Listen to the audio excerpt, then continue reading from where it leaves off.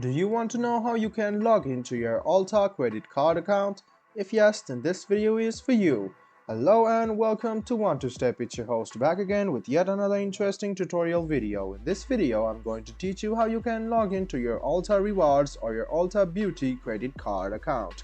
Go ahead and open your Chrome or Edge browser and go to the Google search bar to search for Ulta credit card login.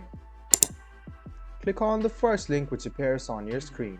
It will take you to the official page of Ulta Beauty Rewards, where you can choose between Ulta Beauty Rewards, MasterCard or credit card, or Ulta Beauty Rewards credit card. Go ahead and choose the type of account you want to sign into, and you can see the sign in option over here. Click on sign in. Now write down your Ulta username and the password associated with it, and then click sign in. This way you can successfully sign into your Ulta Beauty credit card. Now, you can also remember yourself by clicking on this box. You can hide or unhide your password by clicking this.